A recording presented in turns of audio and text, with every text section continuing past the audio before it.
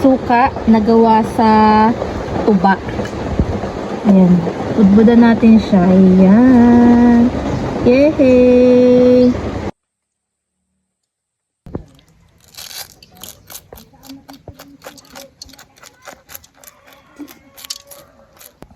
Ayan, natapos na natin kaliskisan. Nawala na yung kanyang kaliskis. Ngayon ay ating tatanggalan naman ang tinik. Ganito po ang pagtanggal nito. Dahil kikilawin lang natin, matalas ang tinik niya. Gaganyanin muna para humiwalay sa tinik. Mas maganda tanggalin na din muna itong ulo.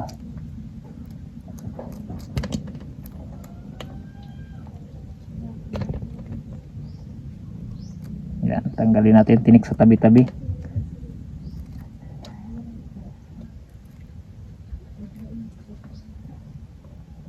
Iwalay na siya sa tinik.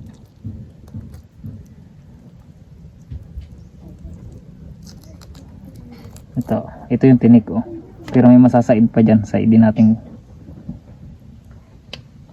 Ayan oh. Wala na siyang tinik. Sasaidin na lang natin yung mga naiwan-iwan.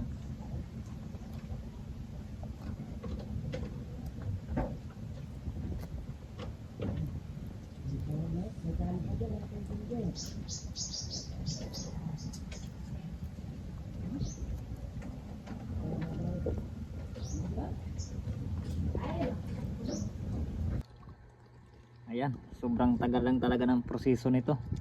Nasa 1 oras na tayo. Yan pa lang ang ating nakikilaw. Tama na siguro muna yan.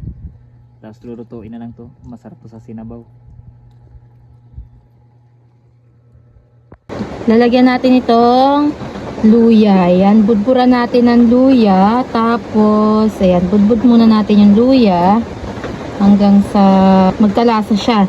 Tapos, sunod natin itong bawang. Ayan, budbud natin yung bawang. Tapos, itong sibuyas. Ayan, lalagyan na natin ng sibuyas.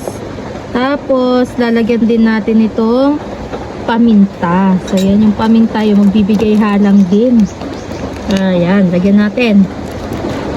Budburan natin siya ng maraming paminta. Mas marami, mas malasa. Ayan, budburan natin ng budburan hanggang sa magkalasa siya. Yung maging kulay itim talaga siya. Mas masarap kasi pag maraming paminta. Ayan. Ayan, budbud lang tayo ng budbud ha. Hanggang sa hindi pa siya masyadong umiitim ng dahil sa paminta. Para mas masarap. Ayan. Tapos, sunod, lalagyan natin itong seasoning. Yes. Unting seasoning lang.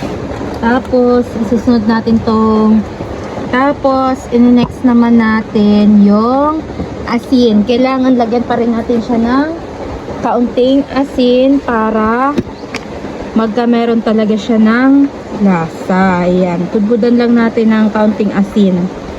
Ayan. Tapos, pagkaya rin natin ilagay yung mga ingredients at yung mga seasoning, hahaluin naman natin siya para talaga namang magkalasa.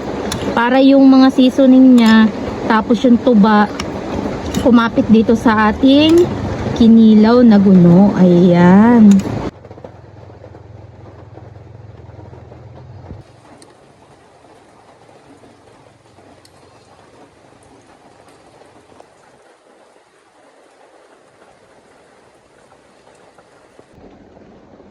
Lagyan natin ng kalamansi. Pipigaan natin para mas umasim siya.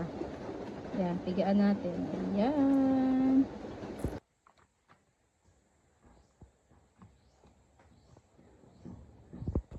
Ayan, kakain tayo guys. Saging. Tapos lahukan natin itong ulaman natin itong tinlaw. Sarap. Ayan, kain po.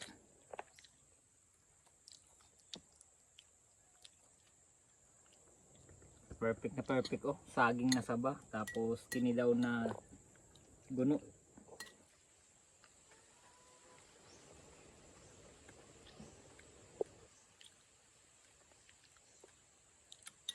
Sarap.